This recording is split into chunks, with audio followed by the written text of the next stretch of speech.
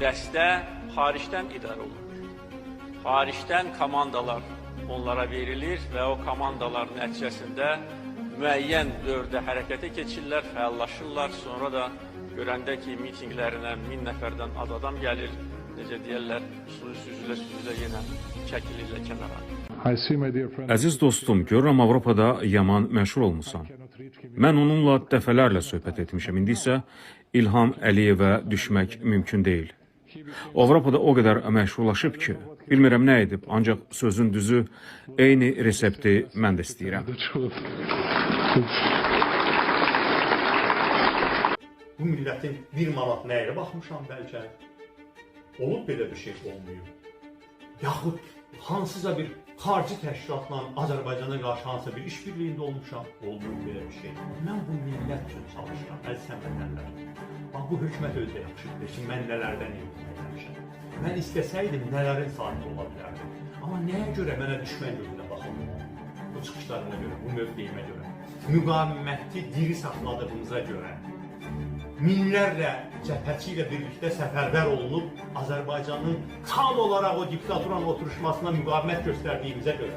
Yer gəlmişən, orada da artıq bir fərq qalmayıb. Biz nə qədər çalışsaq da artıq İlham Əliyev fərqi qapatmaq üzrə. Demək, hədəf əgər Xalq Cəbhəsi və Milli Şuradırsa, bu fərqin qapanması ilə Azərbaycanın tam belaruslaşması başa da çala bilər. Nə qalıb ki, fərq qalıb Azərbaycanla Belarus arasında?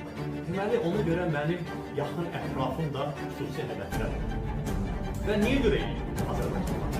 Mən bunun motivlərini bilmirəm. Bir neçə motiv var.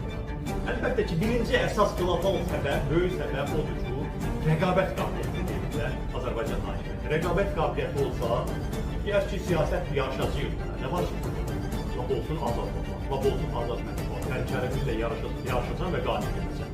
O rəqabətə hazırlıq yoxdur. Daxili özgüvən və siyasi hazırlıq yoxdur ki, rəqabət mühitində qalib gələ bilər. Deməli, birinci qlobal əsas başlıca səbəb budur.